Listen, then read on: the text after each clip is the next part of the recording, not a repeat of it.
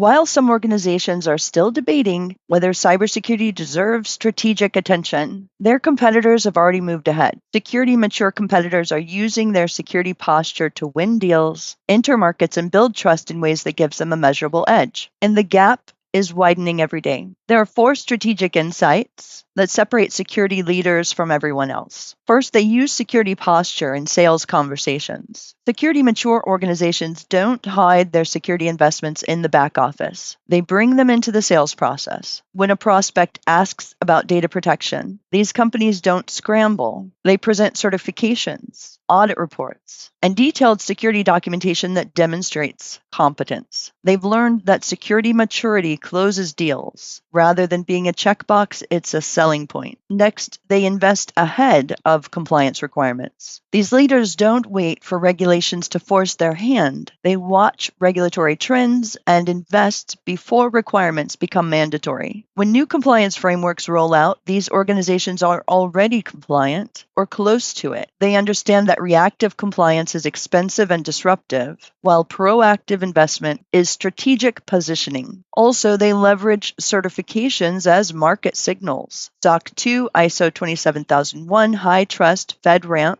These aren't just compliance achievements to security leaders. They're market signals. They're proof points that can be referenced in RFP responses, displayed on websites, and cited in partnership conversations. Every certification is an asset that communicates credibility without requiring a sales pitch. And fourth, they make security visible. Perhaps most importantly, security leaders have learned to make their security investments visible to customers, partners, and investors. They don't assume stakeholders will somehow intuit that they take security seriously. They proactively communicate their security posture, publish transparency reports, and treat security as a brand attribute worth marketing. Andy Grove, the legendary CEO of Intel, wrote in his book Only the Paranoid Survive that there is at least one point in the history of any company when you have to change dramatically to rise to the next level of performance. Miss that moment and you start to decline. For many industries, that moment for cybersecurity has already arrived, and the organizations recognizing it early are pulling ahead. The gap is particularly dangerous because it compounds over time. Consider a company that achieved SOC 2 certification 3 years ago. In those 3 years, they've refined their processes, trained their teams, and built institutional knowledge. Their security questionnaire responses are polished. Their audit cycles are routine. Their security program operates smoothly in the background. On the flip side, consider a competitor just starting their SOC 2 journey today. They're facing the same learning curve, the same process development, the same cultural changes, but they're doing it 3 years behind. During the year or more it takes them to get certified, their competitor continues to advance, and the gap doesn't close, it widens. This is why delayed action in security isn't neutral. Every month you wait, competitors who acted earlier are building capabilities, winning trust, and establishing market positions that become harder to challenge. Some signals to watch for to identify if your competitors have already made the shift. Are they winning RFPs you expected to win? When you're losing deals to competitors and the feedback mentions security concerns, well, that's a clear signal, right? Your competitors may be presenting security documentation that you cannot match. Their sales cycles shorter than yours. If competitors are closing similar deals faster, it may be because they're not getting stuck in security due diligence. Their certifications and documentation move them through procurement without friction. They're entering markets you cannot access. Are competitors pursuing government contracts, healthcare partnerships, or financial services relationships that require security standards you have not yet achieved? That means they've invested in the capability and you haven't. If you see them featured in customer case studies and testimonials that mention trust and security. When customers publicly praise a competitor's security posture, that's market positioning you're not capturing. They're attracting partnership opportunities. Strategic partners increasingly evaluate security posture before forming relationships. If competitors are landing partnerships you're not even being considered for, security might be the differentiator.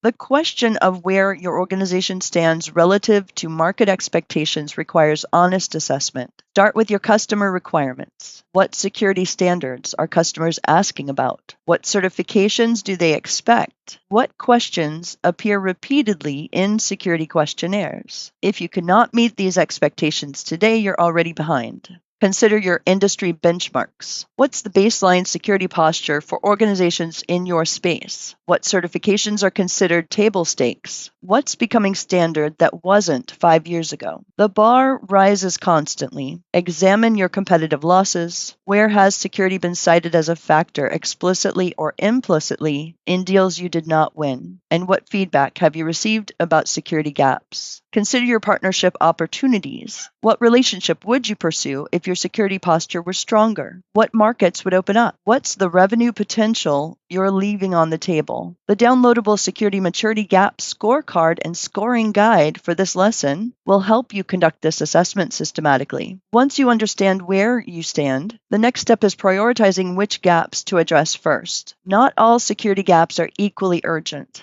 The gaps that matter most are the ones that are actively costing you business. Focus on the gaps between your current capabilities and the requirements you're failing to meet in sales conversations and partnership opportunities. Ask yourself, what's the one certification, capability, or process that would most immediately unlock revenue or reduce friction? That's your first priority. Then look at emerging requirements, the standards that are not yet universal but are clearly trending in your direction. Early investment here positions you ahead of competitors who wait. The goal is not to address every gap at once. It's to identify the gaps that will become competitive liabilities if left unaddressed, and act before your competitors extend their lead even further. So it's time to be thinking about where your organization stands relative to market expectations. It's time to start identifying which gaps are most urgent to address before they become competitive liabilities. Coming up next, we'll examine more the hidden costs of security failures that go beyond breach headlines, operational drag, and strategic constraints affecting organizations every day. Use that Security Maturity Gap scorecard to assess your current position.